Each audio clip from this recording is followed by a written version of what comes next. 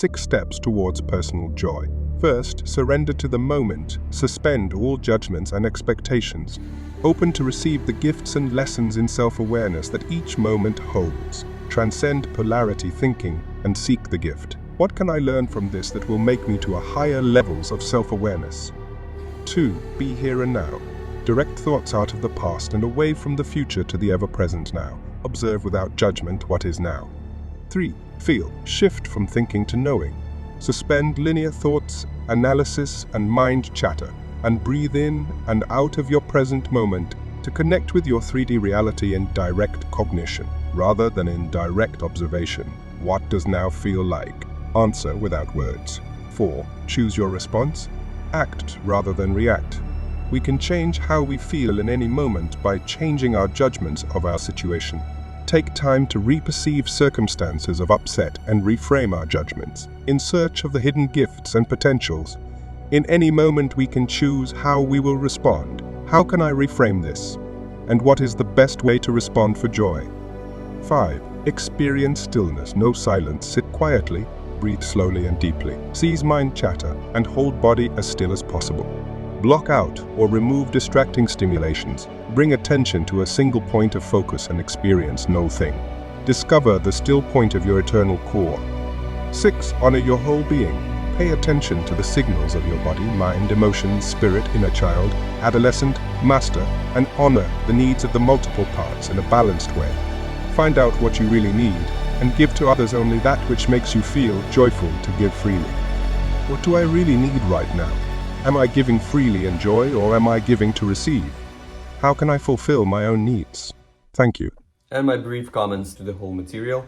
So surrender to the moment, which was the first thing, is everything that happens, happens. And the first law is you exist.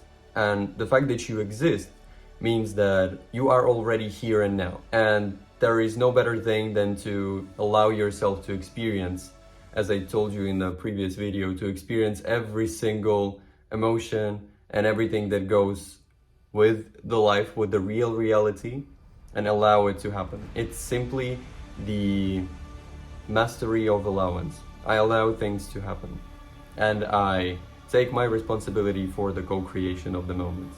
And if the moment happens, and this is something that I do not prefer, this was created by me, by some unconscious emotions, unconscious thoughts, and unconscious actions. Be here and now, so be in the present moment.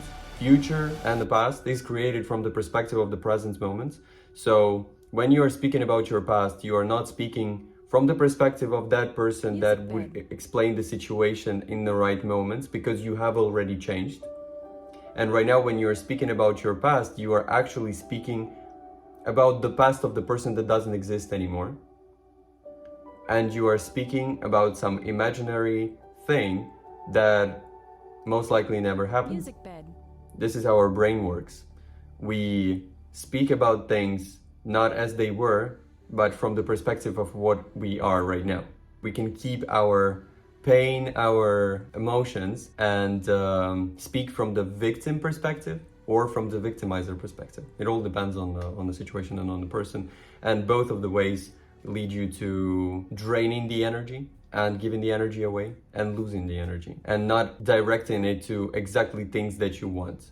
So if you're still speaking about something negative that happens in your past and it still touches you, then it means that the lesson is not learned. The lesson can only be learned when we understand that what happens, happens, and I accept it as it is, and every single moment is to my own benefit.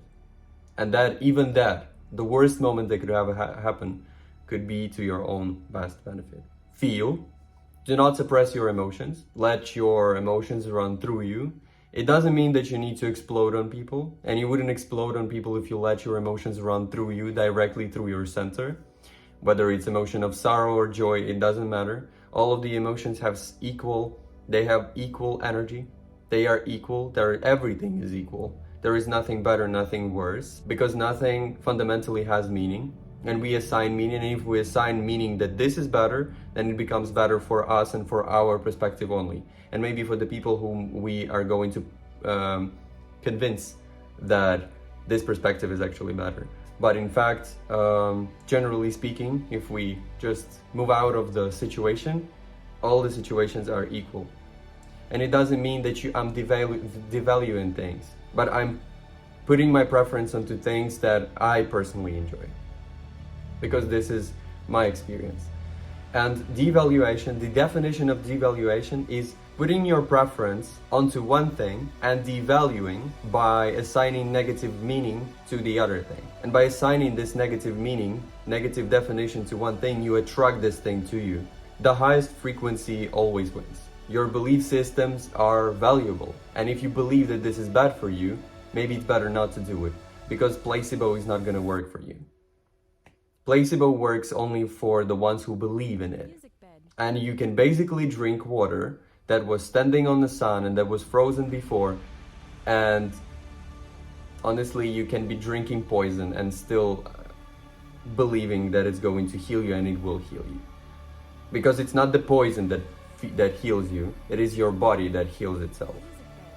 And belief is a strong thing. It actually creates miracles. Choose your response. Act but not react.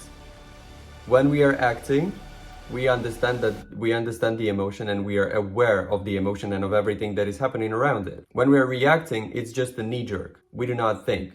We let our shadow, our emotional body that is sit in 2D, to have all the responsibility and have all the control over the situation that we are in. We are living from the ego, but not from our true being. And by that, we are not being authentically us. And because we are not doing that, we are disconnecting from ourselves, and we are not living in ease, but we are living in disease. And disease is created by betraying yourself. Any disease in your body, mind, or spirit is created by betraying yourself. When you understand that everything is your responsibility, that life is coming from you, any disease can be healed with the proper technique. And actually, body heals itself every single time when you fall asleep, because your subconscious leaves the body. And subconscious is controlling your body, and the body is always happy for you to just leave. That's why in the morning you gotta feel a little bit better than before. Experience stillness, no silence. From the 0 point, everything is created.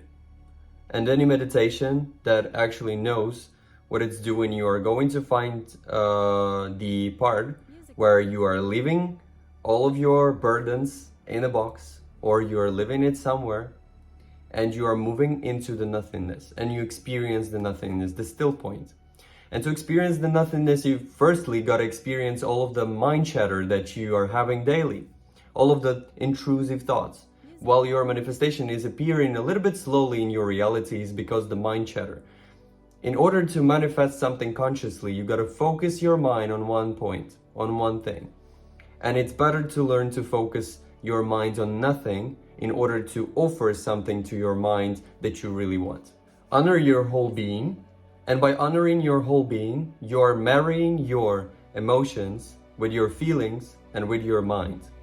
The manifestation works in that way. You create the idea, then you feel the emotion of what it feels like to have that idea already in the physical reality, and then you act. And then you act on that idea. So these three things, when you marry all together and when you honor all your being, you are not only honoring your mentor that you're living in, but you're honoring your spirit, inner child, and adolescent master. All three.